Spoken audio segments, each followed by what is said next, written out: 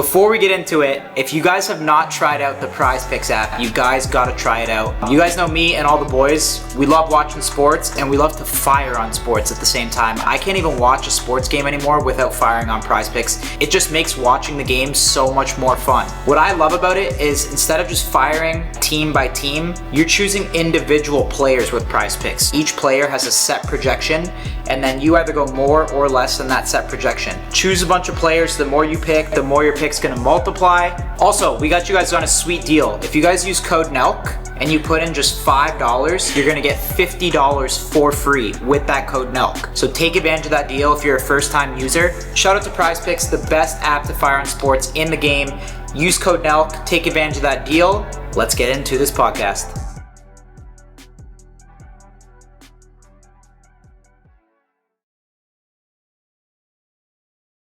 This is fucking nuts. This is so crazy. We are so not qualified to do this. No.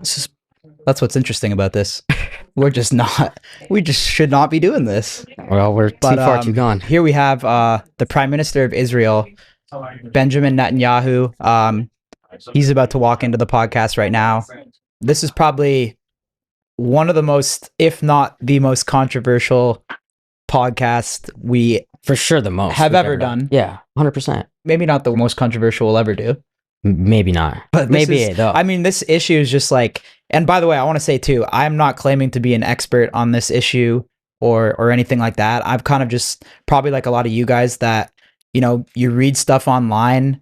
And I feel like on the internet now too, it's like, you don't even know what's real anymore. Like you read shit and it's like, you see a headline and it's like, is this true? Is this not true? So I see so much stuff about, you know, what's going on in Israel and, you know, Iran and Palestine. And to be honest, I just really don't know what is going on there. So it's going to be interesting to sit down with Prime Minister Netanyahu and kind of just ask him some questions about what we read online and get educated. Probably going to be a lot of hate in the comments and stuff like that. In my opinion, I mean, dude, we're journalists, right? We're technically journalists. How can you pass up this opportunity at the end of the day? No, and plus, at the end of the day, it's like we get the opportunity to sit down with one of the most powerful people in the world, a world leader. Yeah. And we get to ask him some stuff, and we're going to ask him what we want to ask him too. So if you guys, you know, want to hear shit, whatever questions you guys want to hear, there's probably a ton of other interviews of him on CNN or like, you know, typical news stuff. We're going to ask him what we want to ask him. So to me, this is crazy. Like how far we've come and we're get to sit down with world leaders. Yeah. It's fucking insane. So yeah. I mean, for any backlash, this is just an opportunity, again, you can't really pass up. I don't see it. Like there's no one else doing this. Yeah, I don't give a shit. I'll sit down with any world leader in the world. I agree. I mean, my dream guess is Kim Jong-un. Both so of Kim ours. Jong-un, if you're watching this, this is kind of like to come to North Korea and interview you. All I could think about is the interview when we're doing I'm this. so down to pull up to Moscow and interview Putin too. Yeah, we'll do everybody. This is what sets off podcasts. You could put a small microphone here, but no, you have to see this thing, right? Yeah. Prime Minister Netanyahu with us today. We're here in the Blair House. Yep. Right? Is this the White House grounds? Close. It's the sort of the official guest house of the United States. How have you seen like the White House and stuff? Like how has it evolved over the years, over the times of you visiting it? I've met quite a few of the American presidents because I've been in office pretty long time. Not because we don't have elections, but because I've won quite a few of them, okay? I think there's never been a friend like Donald Trump in the White House for Israel. I think he's a remarkable leader. I think he's changing history. He said he'll make America great again. He's already done it. You know, America is widely admired now around the world. And especially after our joint operation against this regime that wanted to, you know, chance death to America, death to Israel. Well, I think together we've shown the world a different face of America. Very powerful, very directed, very resolute. You guys are very tight, right? Would you call it a bromance? Well, you might. I mean, we've known each other several decades, and you know, I really like him. What do you like most about him? You know, if you meet him close up, and Sarah and I have had this opportunity many times, including last night in a great dinner we had at the White House. First of all, Donald Trump can be very funny. Of You know, course. he can be very funny. He can Especially off camera, He right? can absolutely. He can split your. You sort of sit there and you start guffawing because it's so funny. And also, I'll tell you something else. That Sarah, who's a psychologist, and she, psychologists. Of Psychologists. course. They look at people. Mm. They identify very quickly with that. You know what she said to me about Donald Trump? She said he's a good person. He has a good heart. He wants to do good. And that is something that I think that you have to know him well to appreciate it. And the last thing I tell you about him, okay? I mean, I could tell you many things, but he cuts through the chase. He cuts through the BS. I have to spell out what BS is. He cuts through the BS. He goes right to the point, to the heart of the matter. And sometimes he says things that get right to things that people don't want to really think through. And he cuts to the bone. And that is an amazing quality because it lets you focus on the things that are important. So it's been an incredible partnership, both personally, but also for our two nations. Did you have any type of relationship with Biden? Not the same. I've known Biden for, 40 years? Almost as long. Well, both of them. Over the decades, it was a different relationship. It was a friendship, but also it evolved into, how shall I say this? Severe disagreements. Mm. And with Donald Trump, we've had powerful agreements.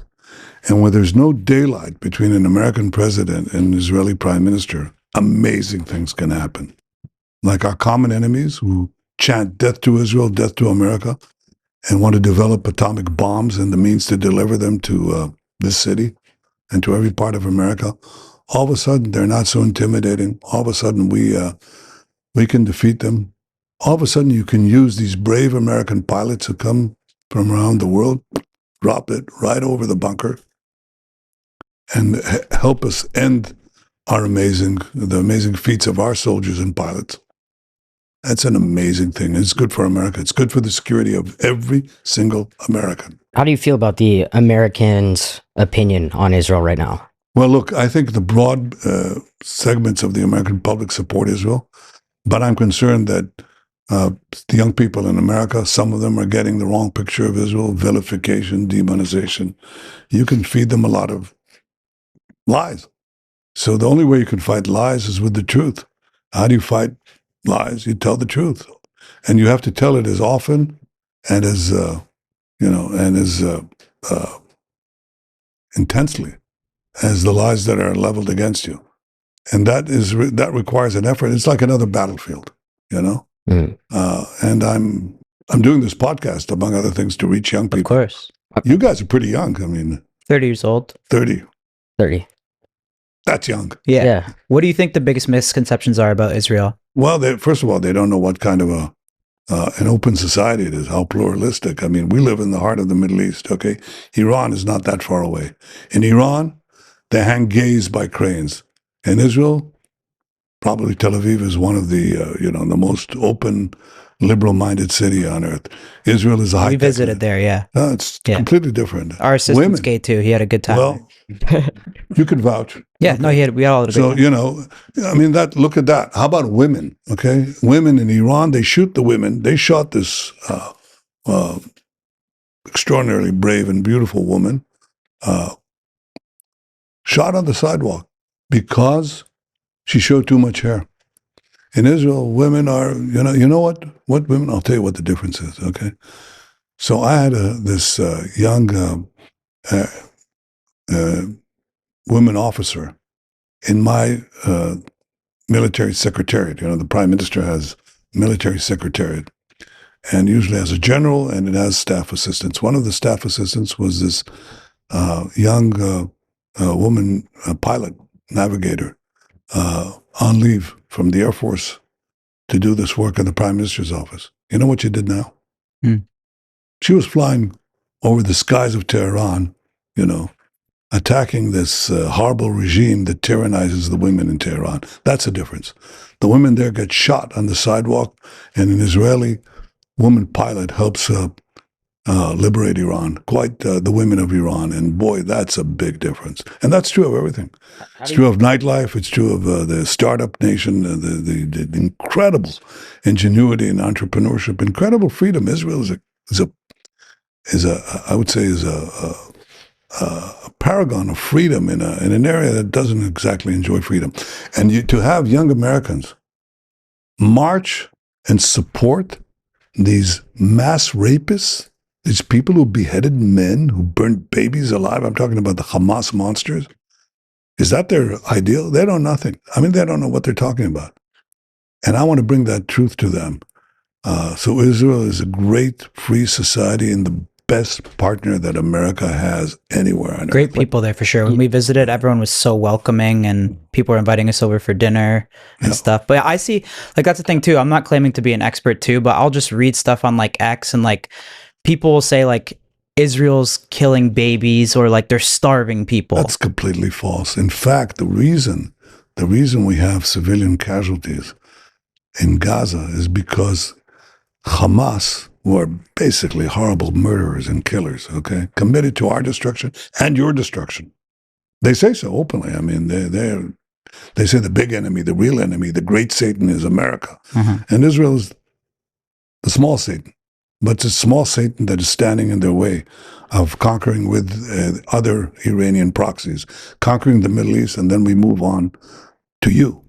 So America is the great Satan, and America, needs to disappear. And we stand in their way.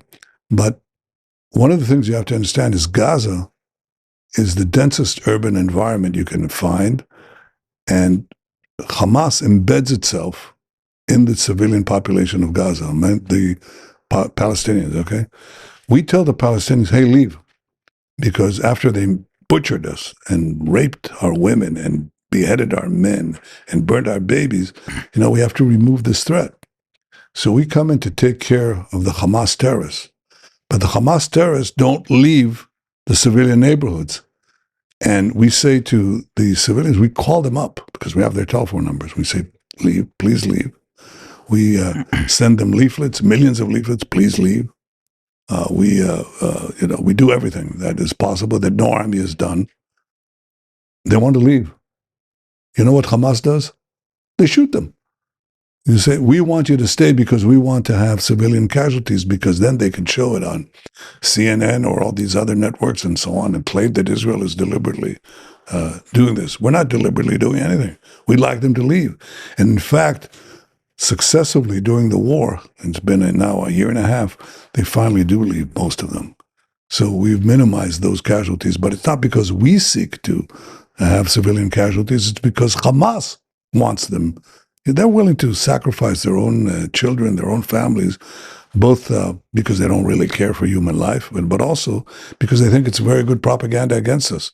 And if they just let them leave the war zone, get to the safe parts, safe havens that we've created in Gaza, no one would be hurt. And the minute Hamas lays down its arms, surrenders, maybe we let them leave Gaza, that's the end of the war. No one gets hurt. What would your message be to Palestinians that just want to have like a peaceful life? Get rid of Hamas. Help us get rid of Hamas. They torment you. They oppress you. They shoot you in the back of the head. If you want to leave the war zone, they kill you. And if you say a word in protest, they'll kill you. If you're gay, you're in bad shape, really bad shape. And if you are a woman, you're chattel, you're nothing. Your property. That's the opposite of everything we believe in. I say, it's not only Israel, it's you. Mm-hmm. So we're the same. How do you respond to, I'd say there's a lot of American support from the females, from the gays towards Palestine. So how does that make any sense? That's, gays for Gaza is like chickens for KFC. I mean, that's insane. The whole thing is absurd. Chickens for KFC, right? Gays for Gaza, or, women for the women of Gaza. What are you talking about? They're completely subjugated. They've got this death cult that is contaminated. So you can push this stuff on TikTok or whatever on the stuff, but you can't build peace or security on the rocks. They'll crash. I mean, these things will crash on the rocks of Middle Eastern realities. You can only build peace on truth. on reality, not on deliberate, falsified fantasy. Why do they say Israel's like starving the people of Gaza? Well, because we're trying to get the food in, and we let food trucks in, and guess what happens when we let them in? Hamas steals the food, takes the good chunk for itself, then sells at inflated prices. They jack up the prices, and then they sell the food to its population, to its hungry population, if they give them at all, and then use the money that they take from their own people to recruit more killers into their terror machine. That's what happens. Why are more Palestinians not siding with Israel against Hamas then? Well, up to now, they've been terrorized, but guess what's happened? Since we're beating Hamas, all of a sudden we see Palestinians rising. You have to see this to believe this, okay? And they say to Hamas, hey, you're not coming into my building. You know, you can't use my school or this hospital as your command post. We're not letting you. And they start fighting them. Now we have actually armed conflict between Palestinians and terrorists. It was unimaginable a year and a half ago. But now there are Palestinians who rise up. And, you know, the more the better, because we can create a different future for Gaza. And we should also do something very simple that President Trump said, and it was brilliant. So that's my idea. That's how he cuts to the chase. He says, you know, at the end of this war, the people of Gaza should have the choice. If they want to leave for other countries, they want a freedom of choice. Why are they locked in? Hell, we're not locking them in. Anybody could leave, but Hamas is locking them in. Suppose they want to leave. They want to go to another country, okay? Why shouldn't they have the freedom of choice to do that? Because this is all upside down, you know? The victim of this horrible terrorism is called the aggressor. The people who are oppressed by Hamas are seen as supporting Hamas. Give them a choice. Give them freedom. Give them a life and give them a future. They can't have that with these Hamas stormtroopers. But the amazing thing is, you know, I come here and I see these protests. The people who are protesting for Hamas and against Israel, they burn American flags. They not only burn the flag of Israel, they burn American flags. They're anti-American. They're not MAGA. They're not supporters. You know, who do they support? You know who they support?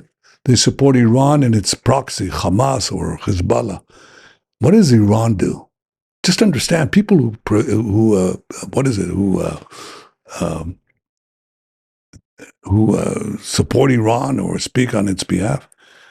Iran tried to assassinate President Trump, not once, but twice. They were behind those assassination attempts? They openly admit. By the way, they put out a price on his head, on mine too, by the way, smaller price. I'm not offended. They actually put a price on your head? Yeah, 2 days ago. Do you know what it is? Do you know Yeah, it's smaller than his, naturally. He's the president of the United States, for God's sake, okay? So they put out a fatwa 2 days ago, or 3 days ago, by the official cleric of the Iranian regime that President Trump has to be assassinated and that I have to be assassinated. And by the way, they targeted Sarah, my wife, was here, and they targeted our bedroom window. Yeah, we were supposed to be there. They hit through their proxy Hezbollah. They fired a drone right into our bedroom window. So just recently?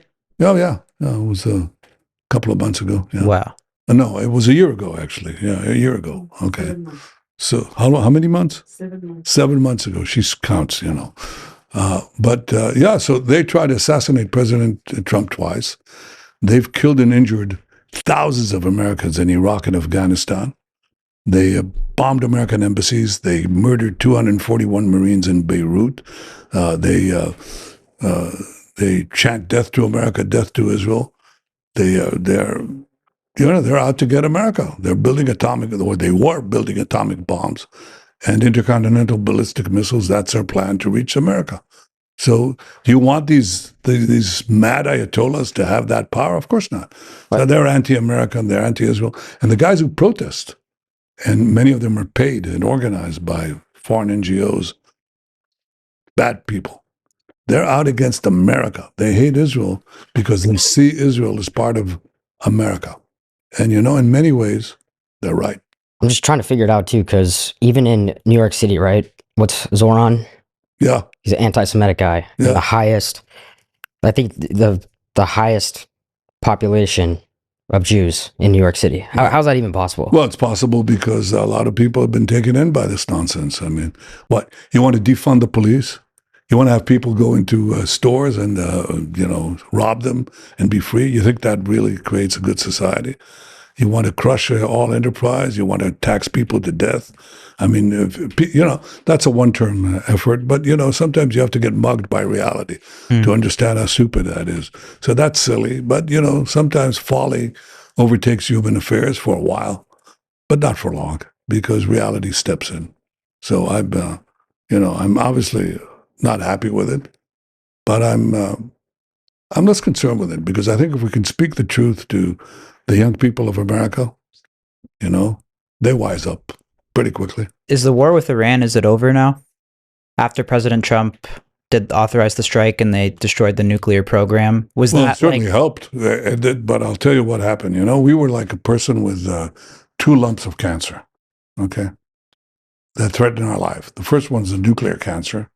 Would have taken them within a year, they would have had atomic bombs, which they openly declared in the Tyrants of Tehran. They said, we're going to destroy Israel, the Jewish state. The other threat that we had, another lump of cancer, was these ballistic missiles. Now, you got to understand, this is like a bus.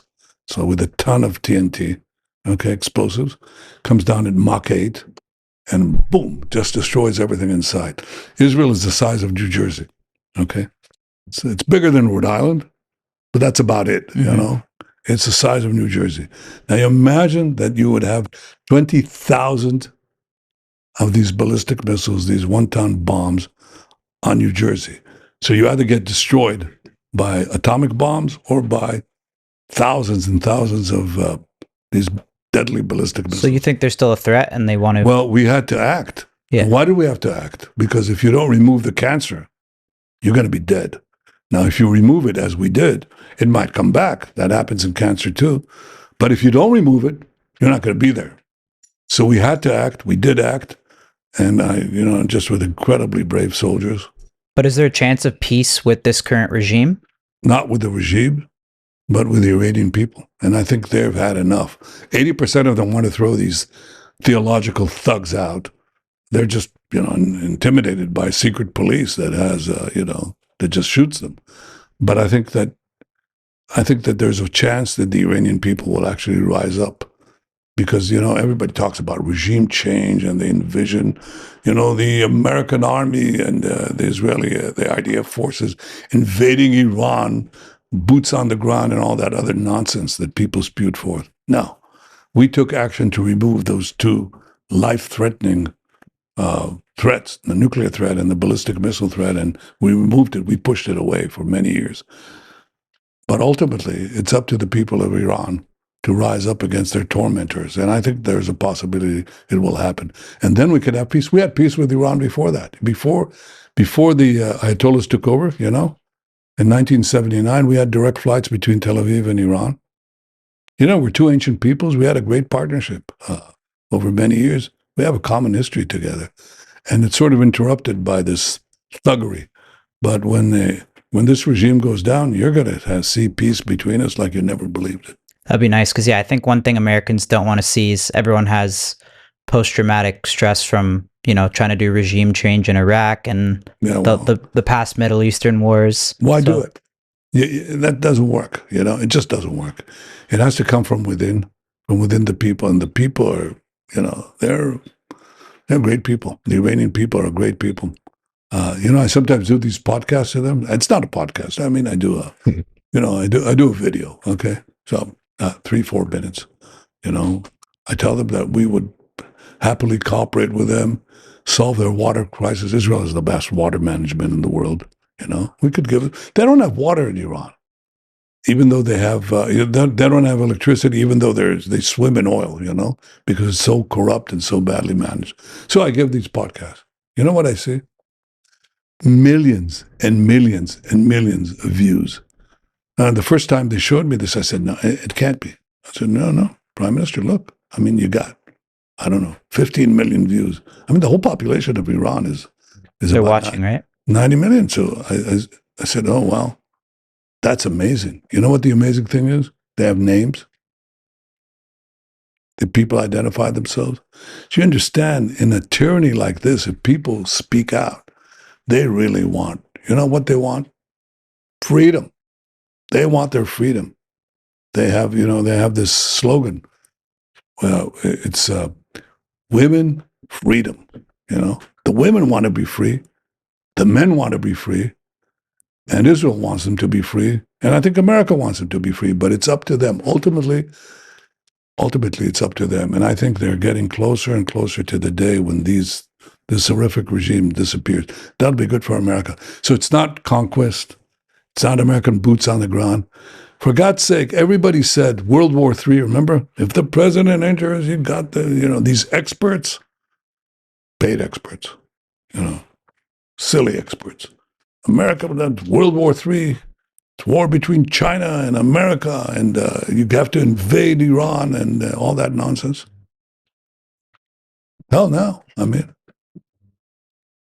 very brave and persistent pilots, they go in, drop this thing in the bunker, come back, not a single American casualty. And by the way, not a single Israeli casualty. Our brave pilots flying over the skies of Tehran. Nothing. How did President Trump let you know about that mission? You ever hear of phone calls? So what, but he just called you up and said, Prime Minister, I don't think we're bringing in the B-2s? I don't think it was an open line, But, we have these great conversations. We're very open with each other. And he said it's like a team that has never happened before. And I can categorically vouch that having worked with successive American presidents, I've never seen anything like it. And it's trust, it's affinity, it's understanding that, we're fighting for a greater purpose and that we can do so very intelligently and very differently from the way that is being portrayed in the media. And we just had proof. All these guys, they're sitting there. Yeah, if President Trump is foolish enough to do this, it's going to start World War III. It's going to embroil America in another Vietnam. You heard this stuff? You remember this? Mm-hmm. This is yesterday. They talked about it with such authority and seeming expertise. That's all nonsense. Yeah. It just turns out to be nonsense, pure, utter nonsense.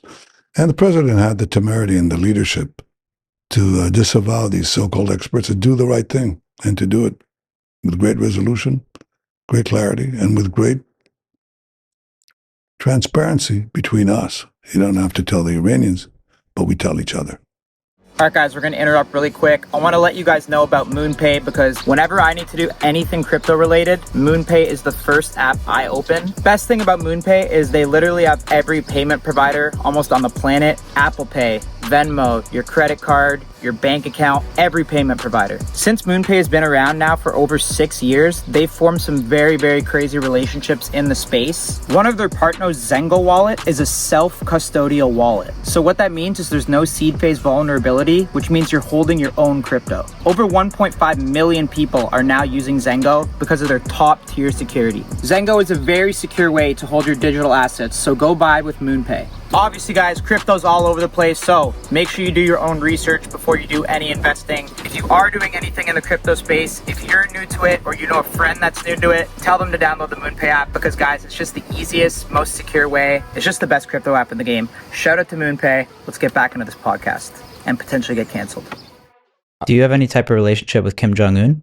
No, Nothing? no, Just interesting. no. The answer is no. I think you definitely have a tough job, but why do you think you're like so hated worldwide? Well, a lot of propaganda. First of all, I'm not hated worldwide. I just received this. I just talked to someone, a rabbi, and he says he just heard from his brother, who was in Europe, okay, and one of the countries of Europe, and he says that he's being flooded. They know he's from Israel. all the people are coming and they say, you did this amazing thing for all of us, okay? The Chancellor of Germany said Israel did the work for all of us, the new Chancellor of Germany, okay? I hear, they had the G7. The president told me they were all going crazy. I mean, in a positive way, because we liberated them, because those Iranian missiles were geared at Europe too, and ultimately at America with nuclear warheads. So we had the guts to do this, and the propaganda is there. I don't deny it, but people also have, sometimes the truth beckons. And what Israel did with President Trump is safeguard free societies from a menace. I mean, this Iranian regime hangs gays from cranes, shoots women on the sidewalk for not covering their hair, oppresses their people, spreads terrorism worldwide, kills Americans wholesale, tries to murder the American president, the former Secretary of State, the former National Security Advisor. So people's heads, if people are turned that way, the question you have to ask is not why do they hate me or President Trump, is why don't they see reality? Why don't they see what's good for them? And the answer is most of them do if you tell them the facts.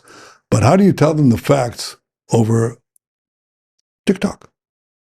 You guys are there. You tell me, what's the suggestion? You got any ideas for me? I don't think it's the Iran thing. The main thing I just see is if I don't think people like if civilians are getting injured or killed. We don't want it either. Yeah. Well, I think the other issue too is you see there's a lot more Palestinian protests. You don't see very many Israeli protests. So you're going to see that on TikTok. It's organized, it's systemic, but it doesn't make it true. I mean, so what?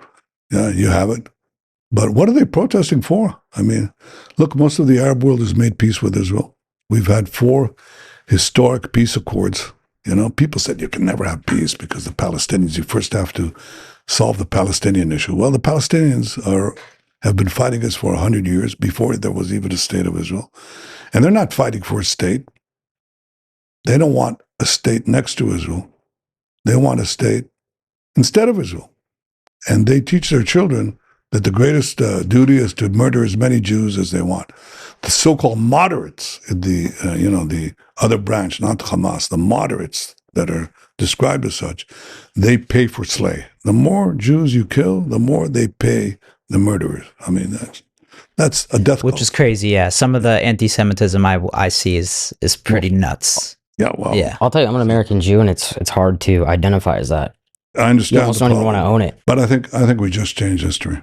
I see American Jews are very proud now. Jews around the world are very proud because we, these guys were out to murder us and do another Holocaust. The Holocaust, the Nazis murdered 6 million Jews. There are now 7 million Jews, close to 8 million Jews in Israel. They want to murder all of us, and they say so. And all of a sudden, unlike the Holocaust 80 years ago, we were completely defenseless, and they butchered us. Now we're not defenseless, but we are targeting them. And even though we have to fight the vilification that is happening in America too, ultimately, people join winners.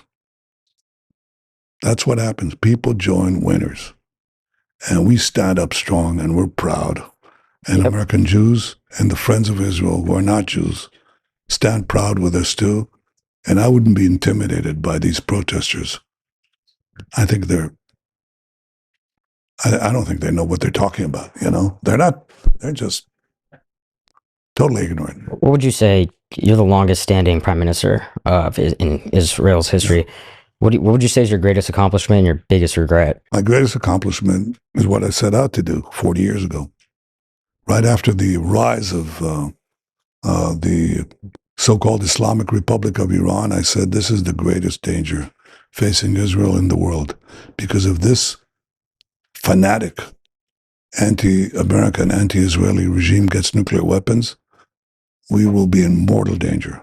So I devoted decades of my life to try to prevent them from getting it. And I think one of the achievements that we have is we push back this great danger, again, with full partnership with President Trump and the United States of America. I'm very proud of that. And the other thing I did was I I liberated the Israeli economy. It was a semi-socialist economy, of the kind that this candidate for New York, it's not a good idea, you know. Like, we had a very low GDP per capita, and we weren't a first world nation. Okay, everything was tied. You know, you had bureaucrats,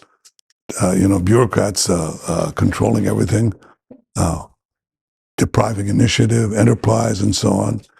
And I, as prime minister and for some time as finance minister, I just liberated the economy. I just did all these reforms that allowed people to set up their own business. You have a business right now? Mm-hmm. Are you regulated? Yes. You are? Why are you regulated?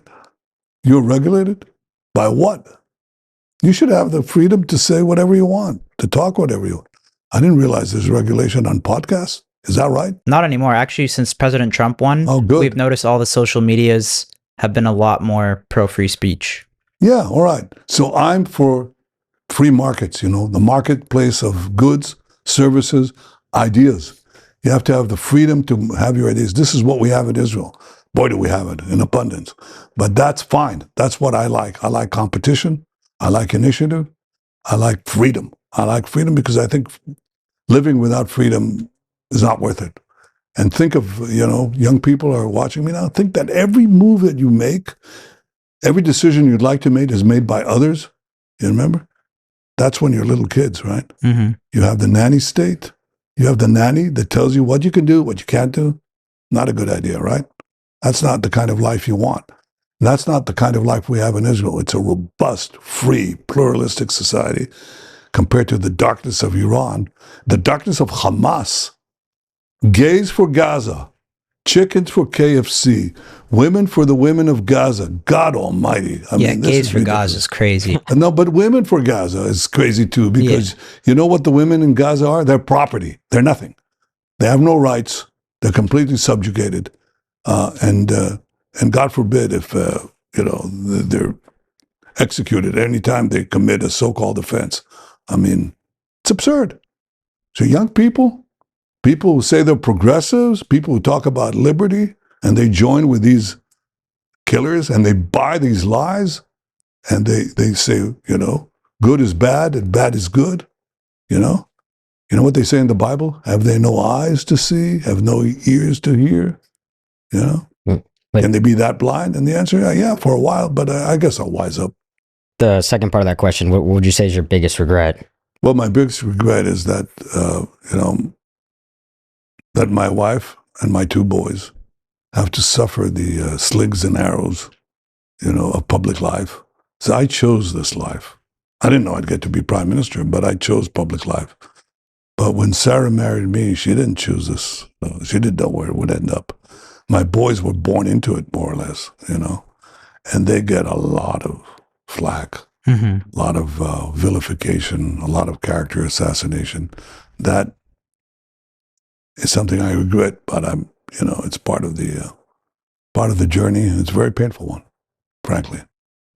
What I regret in terms of conduct, I became prime minister at a fairly young age, and then in Israel, I was 46. And, the first term, I was booted out after the first term. They put tons of money in there with foreign NGOs. Yeah. I spent the first 3 years in which I was prime minister basically totally on the job, and so did Sarah. And we sort of neglected our boys. And having been thrown out of office, I came back, first as finance minister, but then 10 years later, I became prime minister again. And since then, I don't know, I won 5 elections. I can't keep track. But I have to get reelected. People say, oh, Bibi, you're a king. I say, I'm not a king. King doesn't have to get reelected. I do. I'm a Democrat, small d. I believe that the people have to choose who leads them. No one else.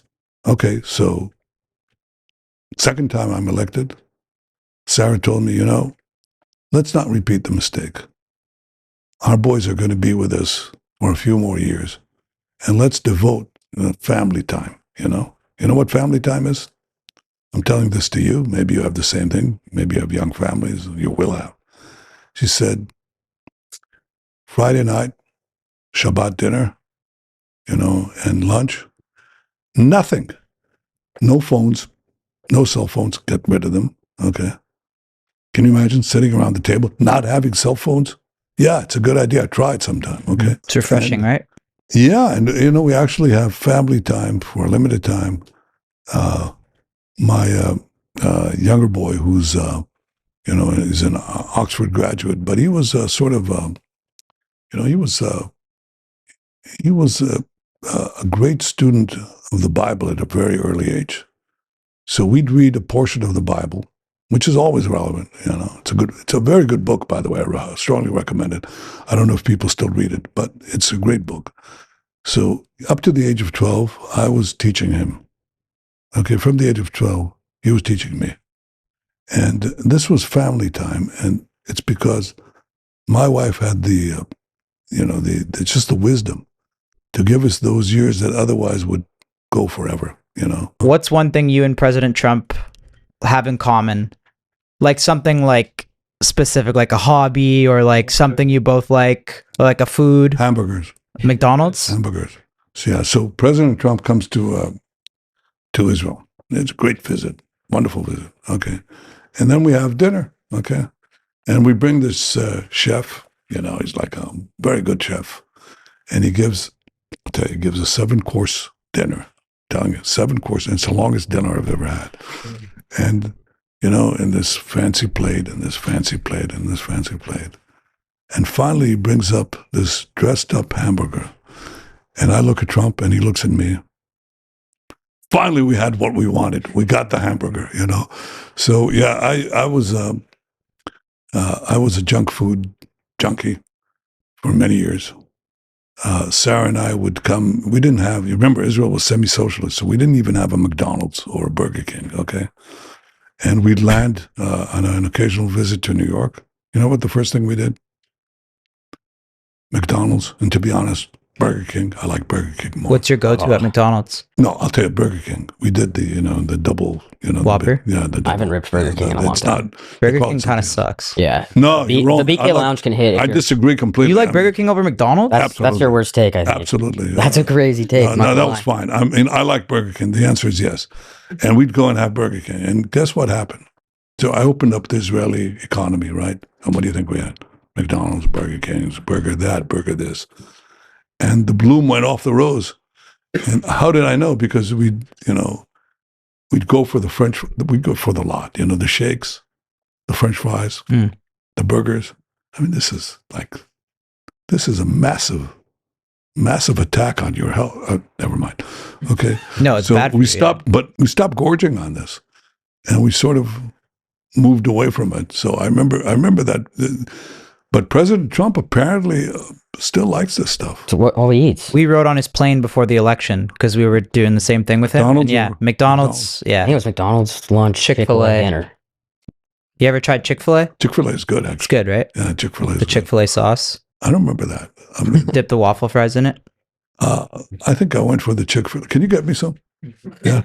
Can you get me some tomorrow? Sure. No, I'm in this protein diet, Oh, are you? Yeah, I was until Until you saw President Trump, right? no, I'll tell you what happened. I can't divulge what happened in the meeting. It was great, but so he says he calls his aide.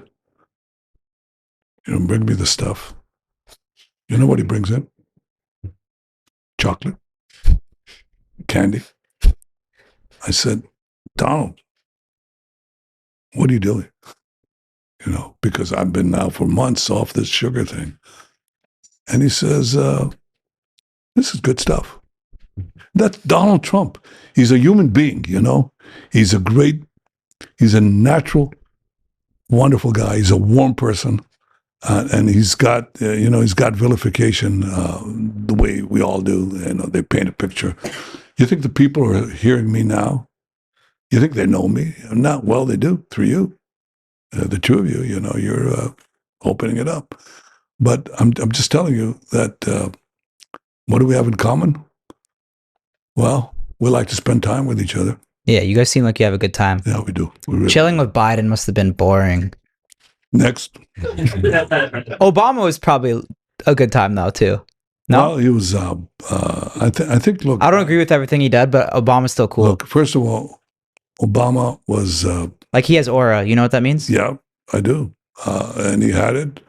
And I don't disclaim that he had great talents, but we had different view of the world. Mhm. You know, I mean, he was a very talented and gifted person, and I don't think he was a weak person. I don't think that at all. But I think he had ideas that I didn't always share, to put it mildly. And the question is, what is the general direction that you take? Okay, and I thought that making sure that Iran doesn't have nuclear weapons was something that was absolutely essential, absolutely essential. And he viewed it differently. He thought that, through accommodation, that he would stop them. And I don't think he did. I mean, he made a deal that basically paved their way with gold to a nuclear arsenal. So we disagreed. And it wasn't easy for me to make a decision that I made in 2015. That's 10 years ago. And I went to the U.S. Congress, joint session of Congress, to speak out against this deal that a sitting president was advancing. And that's not something that you do lightheartedly. I did it because I thought the fate of my country was at stake. I thought we could be annihilated by the Iranians with a nuclear deal would essentially pave their way to nuclear weapons. So I had to do it. And I did it. But it's not for lack of respect. It's for disagreement. It's because of disagreement. And, people can disagree. And in politics, you often compromise. I think that there's still a lot of gray area, like with your average American, on what actually happened on October 7th, how it happened, why the response took so long.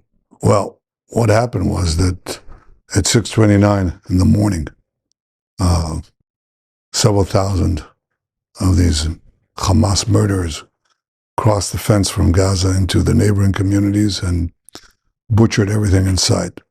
And the biggest butchery took place in one kibbutz that I visited recently.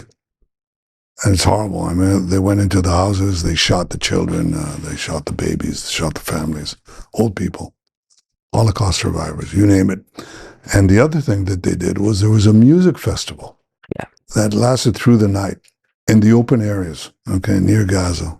Young people, came to have a music festival in nature.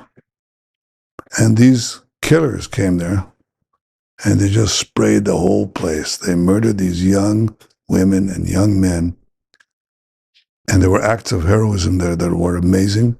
Some of the people saved people, came back to save people. They themselves were mowed down. But there was acts of carnage that was so cruel that it's impossible to imagine, but also acts of courage that are amazing. So that's what you had there. That's how it started. Yeah. And then, how long did it take to get in there? We're still investigating why it took so long. Why don't we just have attack helicopters right there? We have a pretty good idea now, but that's going to be investigated fully. What's your response to people that say it could have been prevented? I agree with them completely. And it was just horrible. And the other thing that happened was they took 255 people hostage. I mean, we're talking about grandmothers and their grandchildren. We're talking about people they killed. They took their bodies so they can, they can trade these bodies. I mean, they took young girls and young men, and it's horrible. And on the first day, senior defense officials said to him, on the first day of the war, right? He said, we have to get used to the idea that we're not going to get any of these hostages out alive. And I thought differently. I said, no, we're going to get them all. Because if we have, our military force, great courage of our soldiers, and the diplomatic effort that will combine with it, we're going to get them out. So up to date, we got, of 255, we got 205 out. 147 of them alive, and the rest are recovered bodies. Some of them we got out with heroic rescue efforts by our, just went in there into Hamas territory, and these fantastic, brave soldiers, they got them out. And now we have 20 left. 20 are alive, and 30 that are not alive. And I'm going to get them all.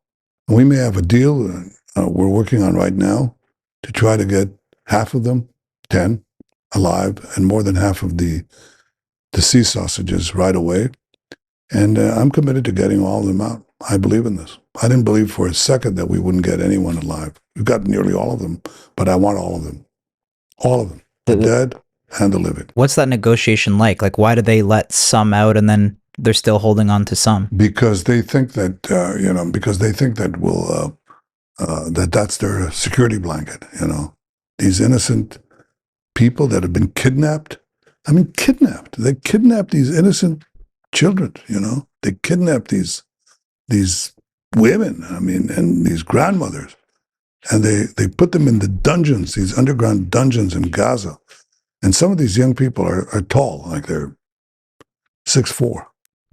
They can't stand up for months. They can't stand up because the tunnels are lower.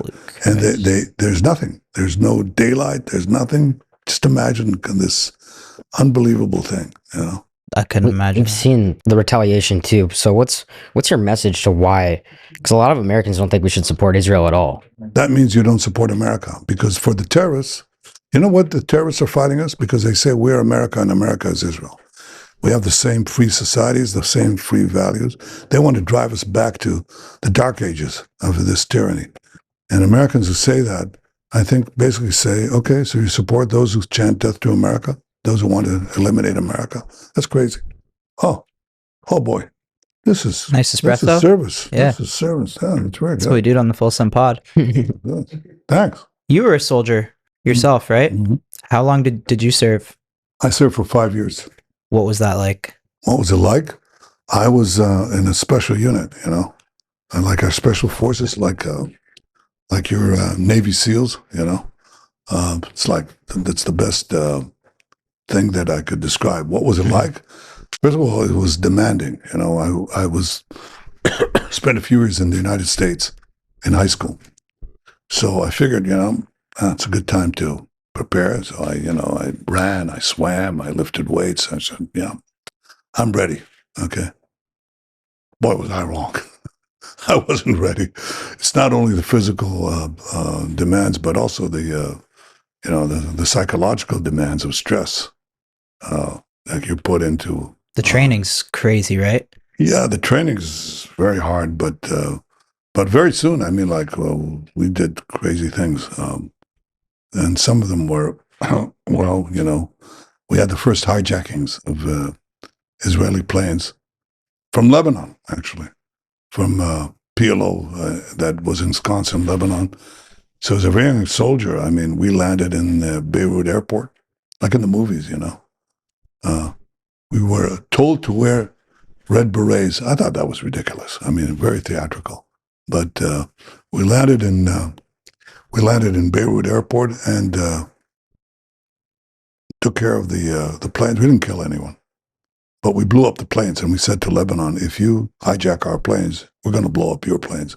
Didn't kill anyone. It was like a textbook operation. And then we went into a lot of these things. But when you're young, and I was 18. You think that this is cost-free. But one of the first things that happened to me was that one of my close friends came from what you would call a disadvantaged home. He was a brilliant student. He was put into a great school. He was a mathematician and an athlete. And we became very close friends. And after a certain operation, he died in my arms. It's not an easy thing when, somebody dies in your arms. And so you go through that. What was it like? On the whole, it was a great preparation for life. I became an officer and led many operations behind enemy lines. So It teaches you, one, that you can do many things that seemingly are possible, but two, also to recognize that, at least I did, that life isn't a series of military operations. It's more complicated. It's not, you can't control everything. And you have to sometimes go with the flow. But the most important thing I found is to live a life of purpose. You have a purpose in life. You have a cause. You have something that you think is greater than yourself. Live that life. And don't forget your family. Have a life of purpose, and don't forget your family. And in my case, my family was also my older brother, who was also an officer in my unit, ultimately became its commander. And he led the rescue team in probably the most celebrated rescue of hostages in modern history. That's the rescue of 103 Israelis in Entebbe, Uganda. Like it was thousands of kilometers away. When I was a soldier, when I was an officer, the PLO hijacked a Belgian airplane, Sabena airplane, landed it in Tel Aviv airport, and said, unless you release these killers, we're going to blow up the whole plane full of Israeli passengers. And my unit was selected to do something about it. We had a defense minister. His name is Moshe Dayan. I don't know if you remember him. He had had a one-eyed patch. He had a patch. He was a very charismatic figure, and he negotiated with the terrorists in the plane, and they said, they want to fly out to a destination of their choice. They'll let the passengers go, and we'll fill the plane with these jail terrorists. And while he was negotiating, we were practicing how to use pistols, in order to penetrate the airplane, but not kill everybody. Because if you use submachine guns, everybody would be dead. Now, who the hell used pistols? They're totally useless. What do you need them for? They don't have firepower. You don't really do that. You have assault rifles, you have submachine guns, but you don't use pistols. Anyway, we practiced on pistols. Then we put them in our boots. We wore mechanics overall. And now we go to the plane. We're going to fix the plane. There's no fixing to do, but we fixed the plane. And they let you guys just walk up like that? Well, no, they didn't actually. What they did was they put the Red Cross at a distance. These two hijackers, there's two hijackers, male and two women, okay? And they will blow up the plane if we just try to get close or if we do any shenanigans. Okay, so they put a Red Cross position within 100 yards of the plane, and they're looking down from the cockpit. And the Red Cross is supposed to frisk us, okay? And we wear mechanics, white overalls. Now, before we set out, I have this big argument with my brother.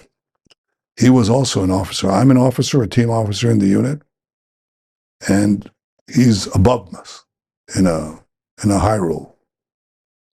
And he says, Bibi, I'm coming too. I said, you can't come in. There are only 14 or 15 soldiers coming in. We can't have two brothers going in there, He said, okay, then you go out. I'll take care over your team. I said, they're my soldiers. You can't do that. He said, okay, so we'll both go. And I said, Yoni, do you understand what you're saying? I mean, think of mother and father. Think of what would happen if one of us gets killed. You know what he said to me? He said, Bibi, my life is my own and my death is my own. Well, I didn't buy it. I said, I'm not leaving and you're not going. Now, we had an argument. So we went to the commander of the unit, and he sided with me. And Yoni's left behind. And there's a film of him, a documentary, because people took a film, and you see him like a caged young lion. He's pacing back and forth. But we now go through the Red Cross thing, okay? We go on baggage trains, stop near the Red Cross thing, and they're frisking us. Okay, they're going to see that we're kosher, we're not armed. And each of us passes by them, and this is a French guy, okay? So he frisks us, comes to the boot, he feels that pistol, okay? And he says, Mon Dieu, you know what that means? My God. And I tell him in French, in the halting French that I had, God is great. And let me pass through. Okay. Now we climb on the wings, and I take one wing with my team. The other team takes the other wing, come from behind. We're ready to storm the plane. And that's great. Thank you. And the commander is on the tarmac. He's going to blow the whistle, and we're all going to punch into that plane simultaneously. Because if you knock on the door bounces out. I didn't know that until we did that. Everything's ready to go. And then one of my team, who was a security officer that we picked up at the airport, because these guys were very proficient. They're sitting on planes, and they're really well practiced with pistols. So we took whatever we found in the airport, and I had one of them with me. And he says, Bibi, you got to stop the operation. And I said, what happened? He said, well, you see, I flew in from London, and the plane was packed. And during the whole 4 or 5 hour flight, I tried to get to the John, to the toilet, and I couldn't make it.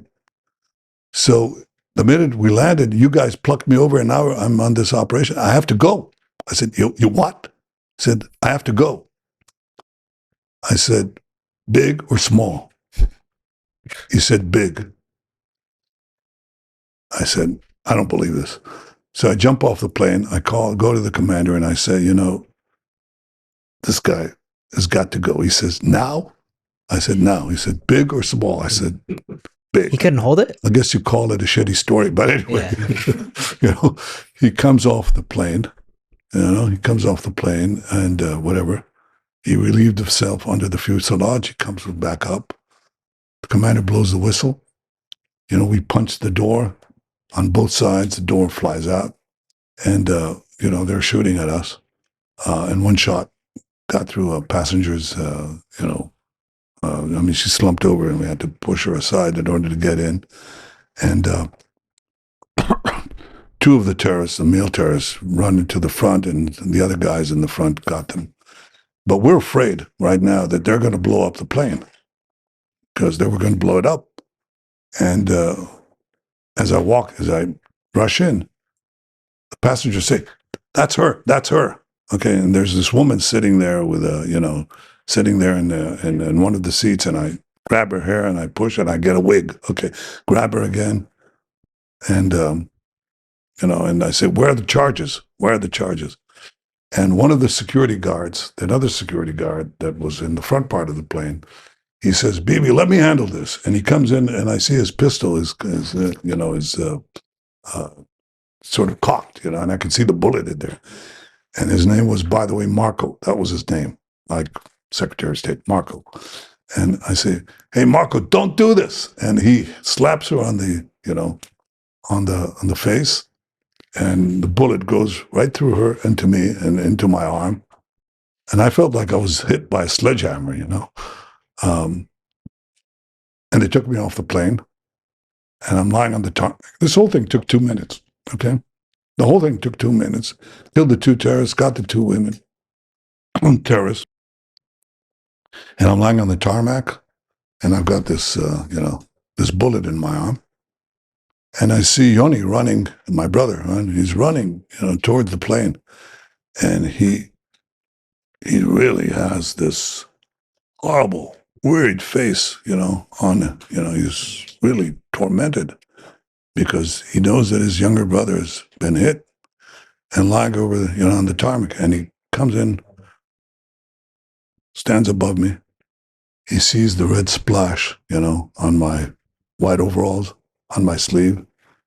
And this big grin spreads on his face.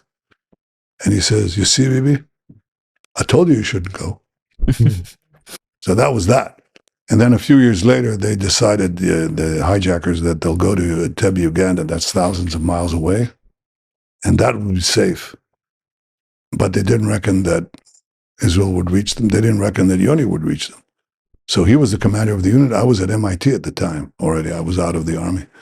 And he led his forces there, and they liberated the hostages, and there was one military casualty, him. So you ask how it was in the unit? It was great 5 years. And after that, it was a pivotal moment in my life. It changed my life. It directed it to its present course. But it was, for me, my parents, my younger brother, it was filled with agony. And that's why, when our soldiers fell, and we had this day, tragic day, we had 5 soldiers, young soldiers that fell. For me, it's not merely just the loss of these 5 souls, but it also harkens back to the agony that my parents had, that I had. And I always say that, you should use force very judiciously, because life is precious and war is hell. It really is. It's not a cliche, it's true. But sometimes you have no choice but to fight for your survival and for the future of your country. That's what my brother did. That's what I and my colleagues did in our military service. That's what brave Americans do and brave Israelis do very often. Otherwise, we wouldn't be sitting here enjoying the life, the freedoms we have, the liberties we have. It's not free. Mm-hmm. It's not cost-free. And I hope young Americans who are listening to us can appreciate that, because that is the lesson of the last century. If you're not prepared to defend freedom, you lose it. It's true. Yeah. Yeah, the stuff people complain about here compared to other countries is insane. We're so grateful to live in countries like this. But you had generations of American servicemen and servicewomen who purchased that freedom for you. Mm-hmm. Because you can't just, hide in Fortress America. There's a difference. You don't have to intervene in every conflict. You don't have to intervene in most conflicts. But you have to intervene in those conflicts that could jeopardize your national security, your freedom, your life.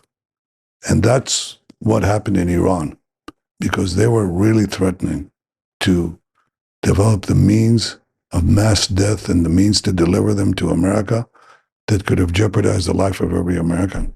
And that's why I think a great thing has been done. And I salute the service, the pilots of both our countries and the fighting men and women of Israel. I took you know what I call this operation? There's a phrase in the Bible, "They shall rise like lions." Okay? That's what they say of the people of the ancient Israelites. They shall rise like lions. So I called it Rising Lion. Rising Lion. And boy, our soldiers fought like lions. I mean, they are very brave, and very dedicated, and very noble. And the last thing they want is to kill civilians. That's the last thing they want. And they take efforts that no other army has done on this thing. But the one thing they want to do is assure the future of our people. We haven't traveled. You know how old the Jewish people is? America is 250 years old next year, right? Right? Well, the Jewish people are 3,500 years old, all right? Remember Moses parting the Red Sea? That's about 3,500 years ago. So we have a great history of great tragedy and great triumph. And we're not going to let it end by the mad ayatollahs there who want to rain death on both of us. And we're not going to be influenced by the people who are taken under their sway and support this cult of death. America stands for life. Israel stands for life. America stands for liberty. Israel stands for liberty. But President Trump and I believe in a doctrine that says simply this: peace through strength. First comes strength, then comes the peace. And we've just demonstrated a lot of strength, and that's going to lead to a broadening of the peace in the Middle East and beyond. It's a great thing. How would you ideally like to see it end in a perfect scenario? Well, I'd like to see the people of Iran take charge of their own destiny. But in any case, I'd like to make sure that Iran never acquires nuclear weapons. And I think we've done a hell of a lot for that purpose. And I'd like to see peace with the remaining neighbors. I made peace with President Trump. Help. I made peace with 4 Arab states in a month, And I'd like to see that peace expand to all our Arab neighbors. It's possible because the actions that we did in breaking the Iranian axis changed the situation in quite a few of the countries around us. I think there are opportunities for peace there, and I intend to seize them. We hope so, for sure.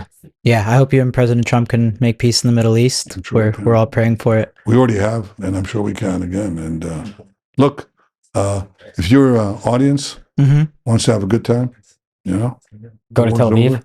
Yeah, you can vouch for it. Is that what you're going to say? Isn't Tel Aviv? Oh, right? yeah, Tel Aviv's lit. Yeah, it's fun. Tel Aviv's on fire. I haven't been in the summer. We went in February last time. So we were supposed to come 2 weeks ago. Like But 2 days before the some- bombing, right? 2 days before the bombing. You can So- come back now. Yeah. You know what's happening in Tel Aviv? You know what's happening in the Israeli stock market? What? You know what a vertical wall is? Just going how up? Stock is going up. You know why? Because people saw great technology during the war, because people are coming to invest in Israel, because smart money moves very quickly. It's like it's the hottest economy right now. Well, the American economies give it a good competition, but Israel right now is shooting up because people realize that we have a great free market economy, great technology, great innovation, great entrepreneurs. And the whole place is changing. Did you see Tel Aviv as a village or as a... Similar to Miami, I A felt. village? No. It's Yeah, that's what it was a few Oh, decades ago. really? It's like it was very dilapidated. You say it's like Miami? Yeah, pretty Isn't similar. Miami on fire right now? Yeah, Yeah. Miami's. Yeah, well, yeah. so Tel Aviv's on fire. And Yeah, I is the really rest wanna of come Israel. again. I want to So come you in the come summer. in. We'll come in August. Good. Yeah. The beaches are good. Yeah. And nightlife is good. Yeah, we And the we people tested the are friendly. nightlife. We Please had a come. good time. Yeah, we tested the nightlife And out. in No, you Jerusalem, tested too. Well, I hear about it, but... Yeah. We'll handle that Yeah. for you. We'll make sure everything's Well, good. invite Sarah and me. We'll come, Awesome. And I really mean it. I'm really inviting all your friends to come see the truth, and you'll be mesmerized and you'll be captivated. And you'll then say, how is it that we could believe this nonsense? It's like, who pulled the wool over our eyes? And how do we, tear that away? It's a different place, different people, a different country. It's a great place. It is. We had a Agree. great time there. And guess what? We love America.